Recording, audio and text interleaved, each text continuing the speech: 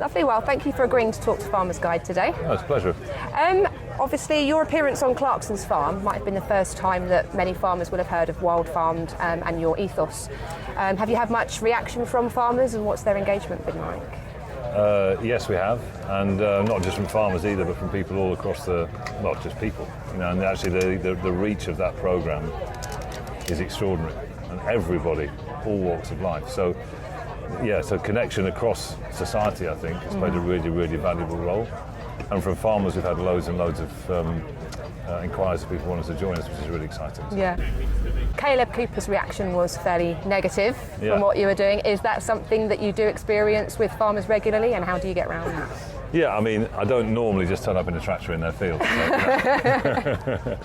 that's not the normal way of doing things. So, I think what happens is that farmers come to us. So already we're dealing with people for whom, either for curiosity or because the existing system isn't working, or because they want to be part of a traceable supply chain, or for all sorts of different reasons, or they just want to be part of a community, or see their crops go all the way through and know they can go and buy a loaf which they grew. Or people are motivated by different things, and so we're generally, always, we're dealing with people who are up for it, or curious. I did actually speak to one of your growers fairly recently, John Pawsey, up in Suffolk.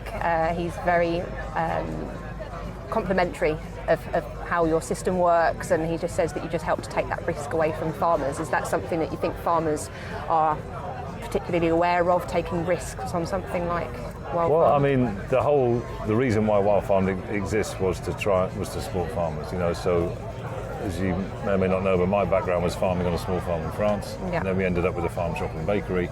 And then we ended up with a community of local people that were supporting, either because they liked the farming, or they liked the taste, or they wanted to use their food choices for biodiversity gain, or whatever it is, but there was a really nice collaboration.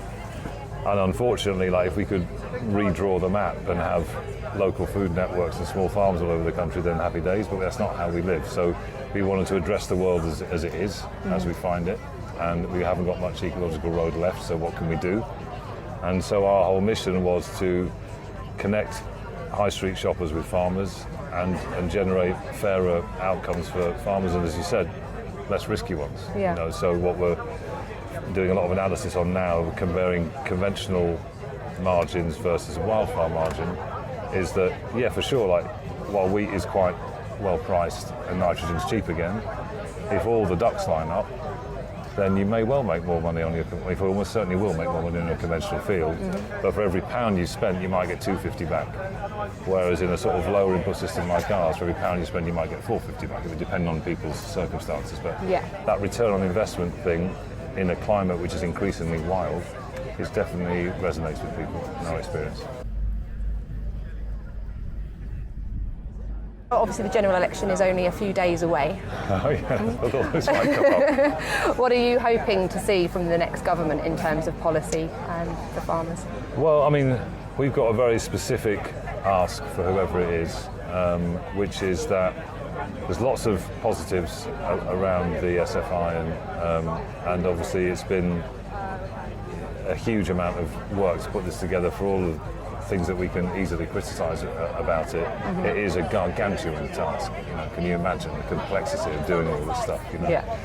And I think there's a bit of a shadow that goes back, centuries actually, but where we've got a nature versus food mindset. So on any given field or area, we're going to do one or we're going to do the other. And what we're doing with companion cropping and cover cropping is trying to say, well, actually, for lots of reasons, we need to bring nature and food together.